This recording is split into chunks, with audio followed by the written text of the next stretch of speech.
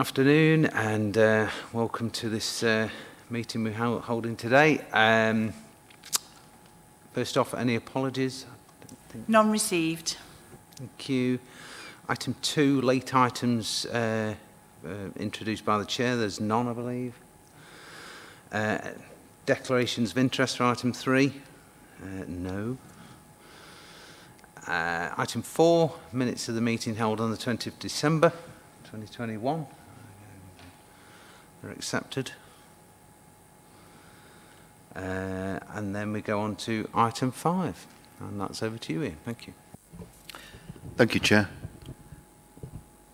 This is a report that's essentially seeking approval for a consultation on effectively a draft minerals local plan. And as a unitary council, Derby City Council is required by law to have a minerals local plan and has been working toward that with Derbyshire County Council.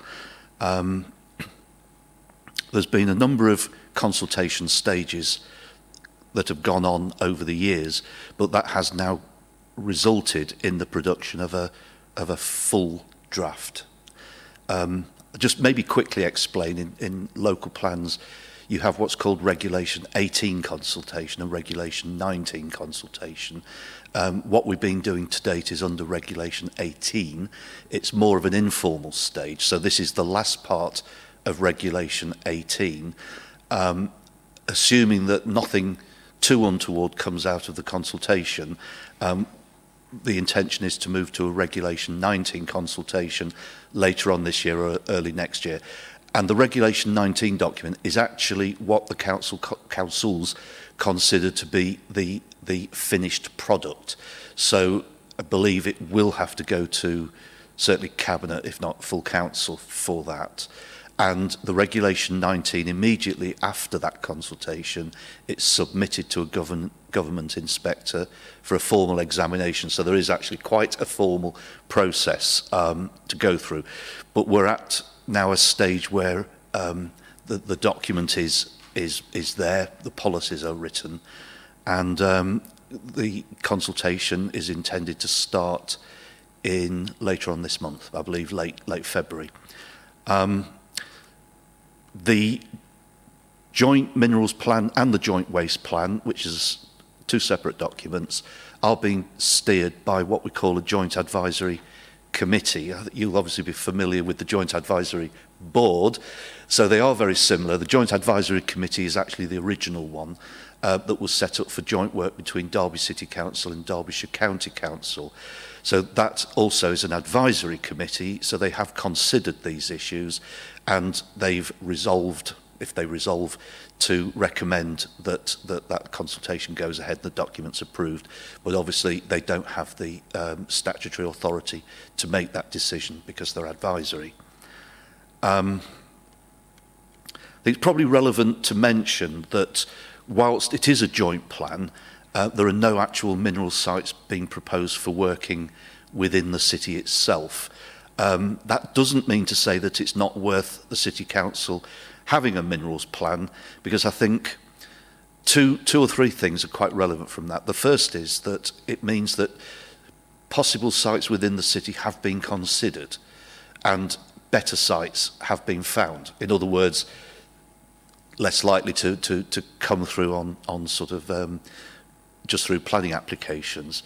And it also gives us the range of various development management policies that would help us determine an application should one come in. It's always possible an application will come in. So it's very much worth us having it, but it's also very much a Derbyshire County-led process, and they have an entire team. I mean, that's one of the things they do. You see from the report that the document itself, which you have, sets out all the various policies. They range from strategic policies through to criteria-based policies that basically say these are the issues that we'll be looking at should an application come in, through to site allocations. And as I say, there are no site allocations in or immediately near Derby City itself. I think just maybe picking up on a couple of extra points. I won't go through, unless you wish me to, the individual chapters, but the report set out very quickly what the various chapters cover. The one I probably would highlight is Chapter 8, which deals with conventional and unconventional hydrocarbons, which includes coal, gas, and the issue of fracking, which has been an issue in the past. The eastern side of Derby is included in an area that actually includes large parts of the middle of England, so it's not a precise area by any means, but an area that could potentially have shale gas deposits that could be commercially viable for working. So this was a bit of an issue for the City Council a good few years ago, but what's happened since then is the national policy was challenged, and that was challenged successfully, which made it almost impossible for local authorities to go ahead with local policies based on the national policy. So that's one of the reasons that there's been a gap of about 3 years whilst local authorities sort of determine how to take that forward. And one of the issues, you'll see a reference in the report to the time period being put back, and that was because there was this extra time taken, and then because of the magic 15 years, where you have to have 15 years from the point of adoption of a plan to the end point, meant it had to go backwards 5 years, and that had a knock-on effect of requiring an additional site for sand and gravel, which was all done last year. So an additional site is being proposed. I can't remember where, to be honest, but it's nowhere near Derby. The other big point about that is that the plan's back on track now because national policy has moved away from fossil fuels, including the fracking issue, very much towards renewable energy. So the likelihood of proposals being moved forward in this part of the world is at the moment considered to be very, very unlikely. Of course, things may change and you don't know. So there is still a criteria-based policy in the document to deal with applications should they come forward. So with that, really just to say that as I say, the consultation is due to start later on this month. We traditionally at Derby will take a relatively light touch to it. So we have a website that will link to the county's website where people can read the documents. They can make representations there. So all the representations are made in a single area that can then be dealt with. We are doing some publicity through various newsletters and we'll be making ward reps aware of what's going on and MPs and so forth. So I think that's it in terms of the detail, and the report's just simply asking that you approve that document for consultation. Yeah, thank you. Yeah, no problem. I'm happy to approve that. Just a couple of questions that don't affect my decision. How long does the consultation last for, and how long is it before the draft plan is ready? And with it being, is Derby, do they do their, I know you said there's some sort of collation of information, but do they do their own consultation and plan in parallel, and then do they become one document at the end? Yeah. We're producing one document, so it will just be one document. The consultation, I'm not entirely sure exactly how they do them these days. They're much more electronic than they used to be, but it will be one document. That's my understanding anyway. In terms of length of time, I think there's a statutory period of 6 weeks, which we tend to keep to, but this one's been done for 8 weeks. It's not this council's preference for 12, but it's an 8-week period.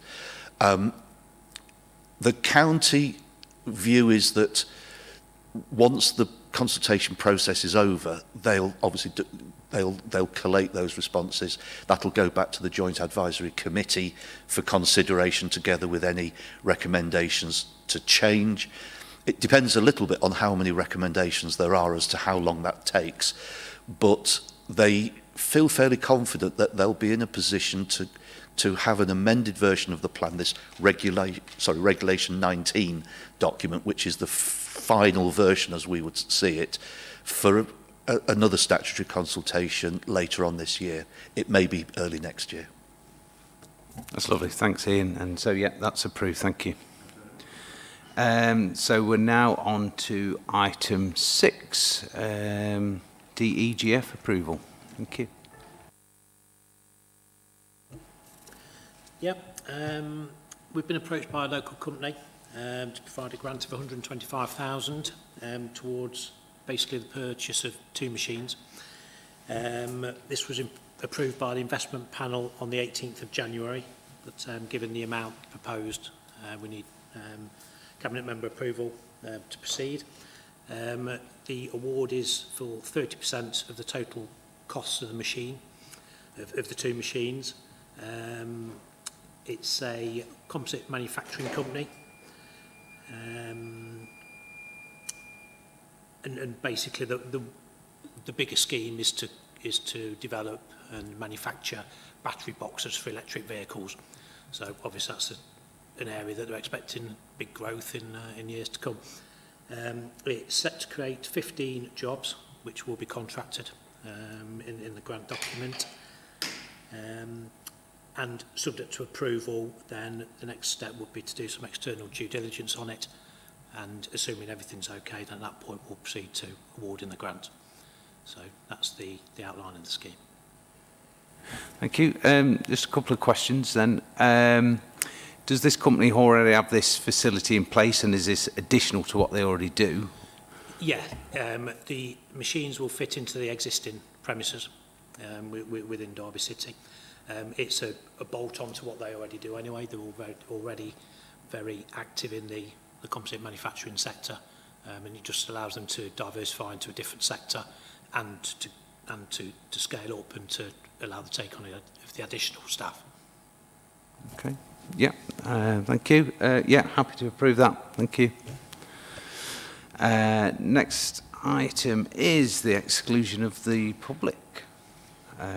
So that under section 100A of the Local Government Act 1972, the press and public are excluded from the meeting during discussion of the following items on the grounds that they involve the likely disclosure of exempt information as defined in paragraph 3 of part 1 of schedule 12A of the Act, and that the public interest in maintaining the exemption outweighs the public interest in disclosing the information.